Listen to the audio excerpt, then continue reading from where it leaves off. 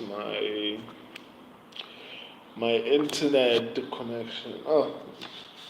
Or actually the position of it. Um, I didn't want to make a stream about this, but I just thought, you know what? Let me just post my opinion on this particular topic because um, it's it's something that normally when I post, it's because I'm either interested in that particular um, topic or I'm being asked about it. This one, I- I'm in between, because all these three fighters are not as good as they used to be. Conor McGregor has not won a fight, I don't know, since Cowboy Cerrone and he's retired. Nate Diaz has not won a fight since Tony Ferguson, who's on a seven-fight losing streak. Jorge Masvidal has not won a fight since he beat um, Nate Diaz. Like, it's exhausting talking about this particular topic, but I just thought to myself, well, I mean, I'm doing MMA, like my channel is MMA, and I'm trying to expand it to other things, not just to do statistics and all those type of things, because statistics are helpful, but they're not necessarily, or statistics and predictions are helpful, but they're not necessarily, what would you call it, entertaining, right? So I just thought maybe let me just do this and give my opinion on this.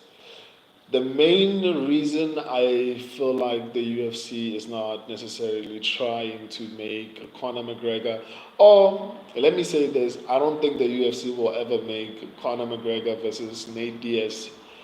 The fight, I don't think will ever happen. I don't know if I've said this before, or maybe it's because I've been asked this question a couple of times. But after Nate Diaz lost to Jake Paul, I think his popularity took a massive hit, right? A significant hit, which I don't think the UFC wants to associate with.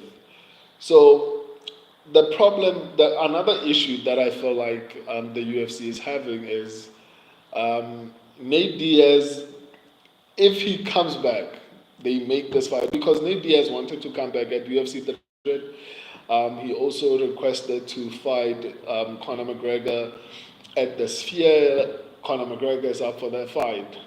Yeah, Jake versus Mike Tyson as well is just ridiculous. Yeah, man, like that fight is crazy to me, but I'll get to that particular fight. If Jake Paul loses this one, he's going to, I don't know. He has to follow his brother, but I don't know if he has the same charisma as his brother.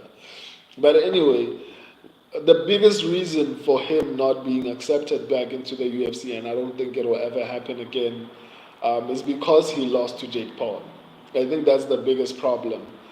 Um, After losing to Jake Paul, the ability to go back to the UFC automatically went away. That's why the UFC has been refusing every single time they've been asked about making um, Nate Diaz versus Conor McGregor 3. Dana White has outrightly said no, it's not going to happen, and it's largely because of that. And another thing is this one. It's not only because he lost to Jake Paul, right? Let's assume that the UFC decides, you know what? Let's make this fight. It's going to make money, which I don't think it's going to do as well as it did the first time because Conor McGregor is no longer what he used to be. Nate Diaz is no longer what he used to be. So, but let's say hypothetically speaking, they make that fight. Conor McGregor still has some level of, or rather, is still the highest draw in the UFC.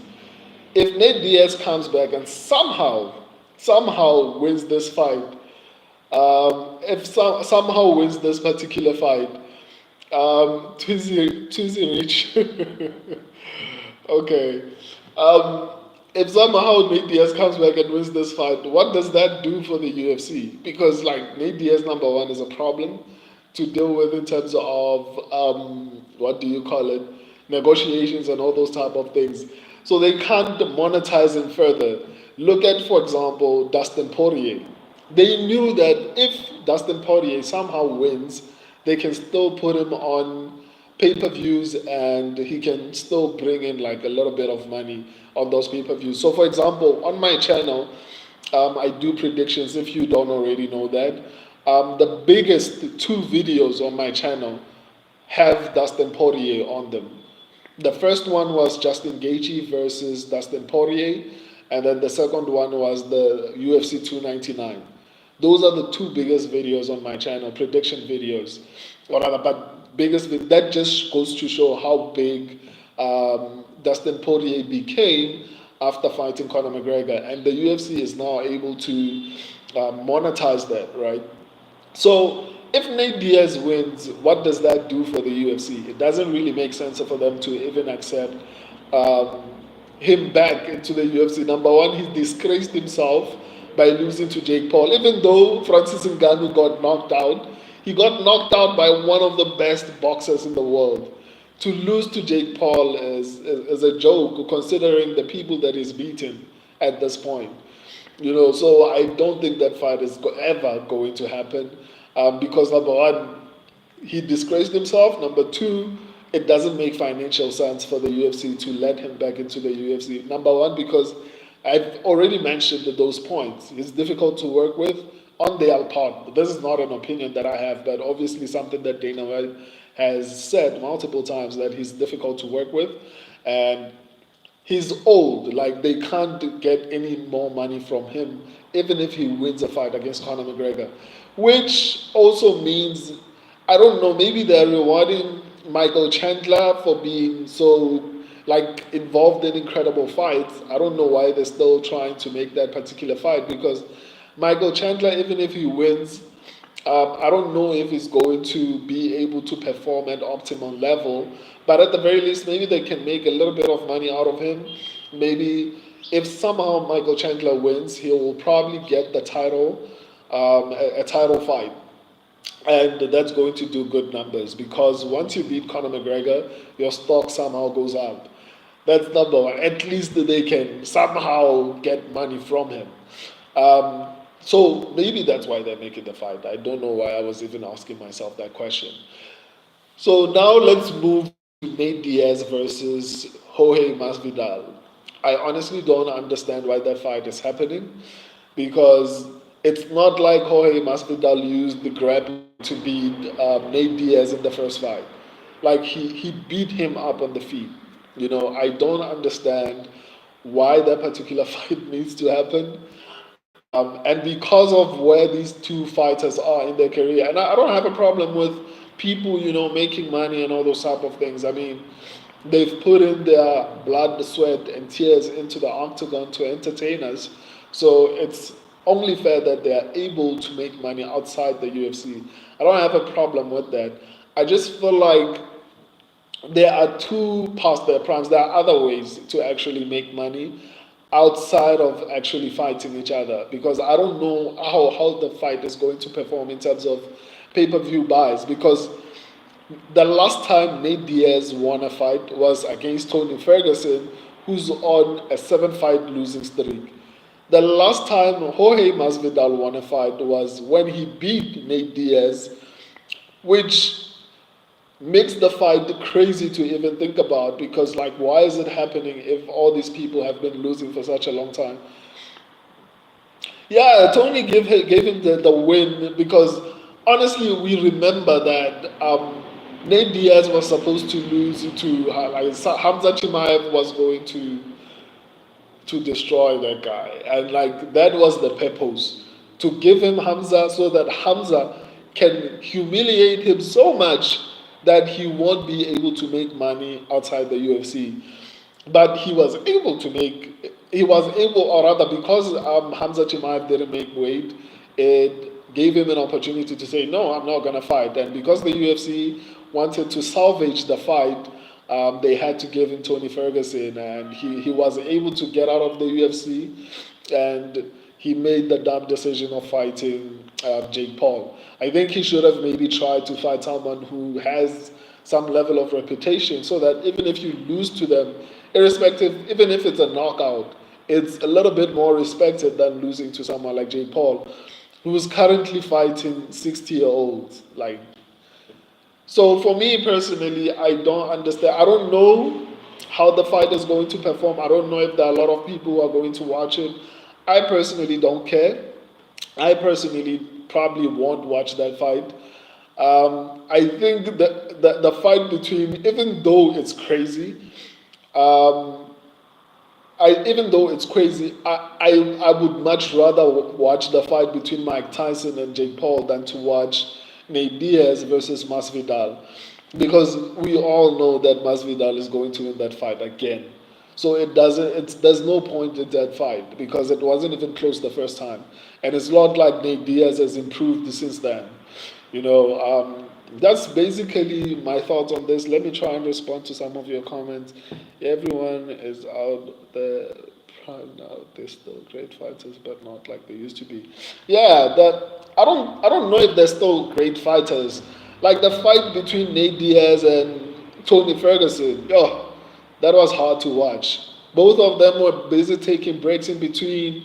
Like it was difficult to watch that fight, man. So for me, I don't even think they're still good.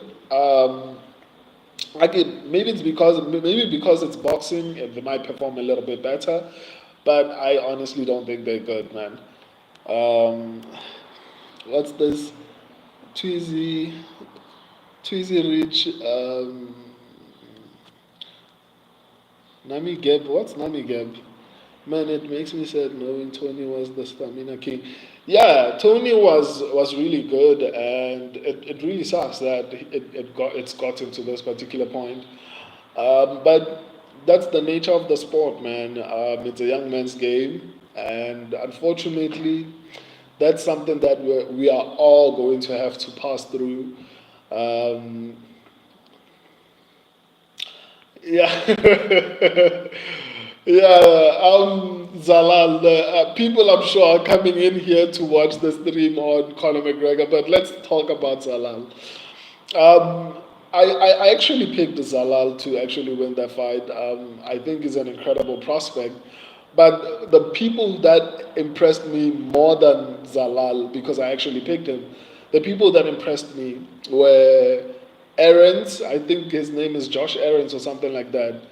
The way he beat Stephen Nguyen, that was incredible. Number two is Peyton Talbot. That dude looked insane. Like that's a future champion. And I said that last year, and I'm still repeating it now. Peyton is a future champion. It was incredible to watch what he was doing to Cameron Simon, someone who is significantly good, you know. I had him parlayed at 140 as 30. Help me. Huge. Who did you parlay? I don't know who you parlayed, but Peyton looked insanely good, man. I need to actually make a stream specifically speaking about him because he made it to the list of my prospects for 2023, and he looks insane. I'm also excited about Magdek or Robai because I heard that, like he's been booked to fight. You know, Orobai is one of those that I feel like is going to be a problem at lightweight. Um, some of the other prospects. Oh, I heard that Shara Magomedov has been cleared to come into the US. Zalal, but yeah, Talbot on Ultra Instinct. Yeah, Ultra Instinct. It shows your age, Tweezy. Oh wow! I remember Ultra Instinct, Dragon Ball Z. But anyway, I think Shara Bullet is one of those prospects that I'm really excited about. I hope he improves his takedown defense because man, that kid. And I've said this before. Shara is probably better at striking than Alex Pereira. and Israel Adesanya. Look at his last fight and compare it with any fight, especially in the UFC. Any fight, any Israel Adesanya fight, any Alex Pereira fight, and compare it with Shara Bullet's fight. Shara Bullet's one fight in the UFC. That dude is insanely good at striking. But yeah, I appreciate all of you. I love you guys. I love you guys. And hopefully we can join. You can join me. He's crazy fast. Yeah, man. It seems like we're having some network issues. So I'll see you on my other stream, man. For now, I think I'm going to end the stream. Unless if you want to keep talking, I don't mind. Especially if we're talking about the UFC, I enjoy that particular thing. So yeah, it's super fast and really good at striking. So yeah, those were my thoughts on this particular topic. I think I wanted to go a little bit further, but I've said what I want in my mind at this point. That's what happens when you don't prepare. But yeah, I appreciate all of you. So deuces, I'm going.